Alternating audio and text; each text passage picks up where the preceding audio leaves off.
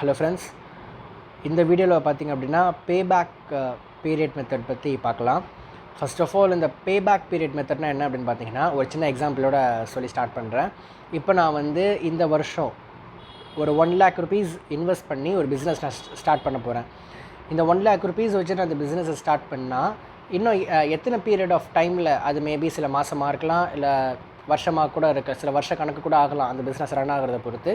அந்த 1 lakh நான் வந்து திருப்பி நான் இன்வெஸ்ட் பண்ண அமௌண்ட்டை நான் வந்து ரிட்டர்ன் எடுக்கிறதுக்கு எனக்கு எவ்வளோ பீரியட் ஆஃப் டைம் எனக்கு தேவைப்படும் அப்படின்ற கால்குலேட் பண்ணுற அந்த மெத்தடுக்கு பேர் தான் பேபேக் பீரியட் மெத்தட். ஸோ இதோடைய ஃபார்முலா பார்த்திங்க அப்படின்னா, payback period method equal to initial investment divided by annual cash inflow.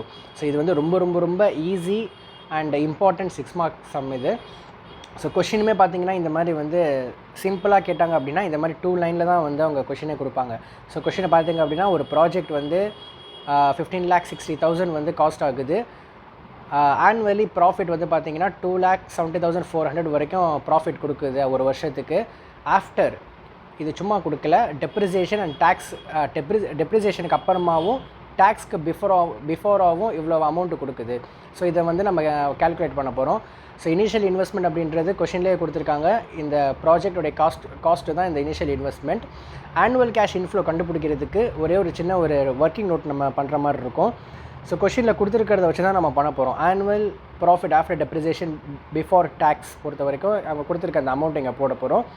Less tax at 25% less பண்ண போகிறோம். லெஸ் பண்ணால் இந்த அமௌண்ட்லேருந்து 25% நம்ம லெஸ் பண்ணால் இதுதான் வந்து annual profit after depreciation and tax.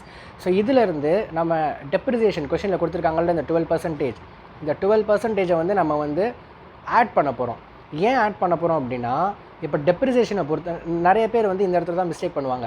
டெப்ரிசியேஷனை டக்குன்னு லெஸ் பண்ணி விட்டுருவாங்க. அது நம்ம இந்த கான்செப்ட்டில் அதை நம்ம பண்ணக்கூடாது. ஏன் அப்படின்னு பார்த்தீங்கன்னா, இது எல்லாமே வந்து கேஷ் சம்மந்தமான ஐட்டம்ஸ். இது நம்ம கண்டுபிடிக்க போகிறது கேஷ் இன்ஃப்ளோ தான். டெப்ரிசியேஷன் அப்படின்றது இப்போ மெஷினரியோ இல்லை ஷார்ட்டாக சொல்ல போனால் ஒரு அசெட்டுக்கு ஏற்படக்கூடிய சில செலவுகள், அது அசெட்டோடைய சம்மந்தமான எக்ஸ்பென்ஸ் தானே தவிர கேஷ் வந்து உள்ளக்கு வந்து வராது. ஸோ அதனால் வந்து டெப்ரிசியேஷன் வந்து நம்ம ஆட் பண்ணணும். ஆட் பண்ணோம் அப்படின்னா நமக்கு கிடைக்கக்கூடிய அந்த அமௌண்ட் தான் 3,90,000 ஆனுவல் கேஷ் இன்ஃப்ளோ. ஸோ இந்த ஆனுவல் கேஷ் இன்ஃப்ளோவோட ஆல்ரெடி இனிஷியல் இன்வெஸ்ட்மெண்ட் நம்ம கண்டுபிடிக்க வேண்டிய அவசியம் இல்லை. கொஷின்லேயே தான் கொடுத்துருக்காங்க. கொஷினில் கொடுத்துருக்க அமௌண்ட் வச்சு தான் நம்ம வந்து போட போகிறோம். ஸோ ரெண்டையும் நம்ம சப்ஸ்டியூட் பண்ணால் 4 வருஷம்.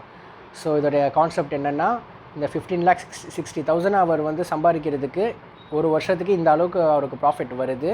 ஸோ வந்து இதே மாதிரி ஒரு 4 வருஷம் வந்துச்சு அப்படின்னா அவர் வந்து இந்த அமௌண்ட்டை வந்து அவர் ஏர்ன் பண்ண முடியும்.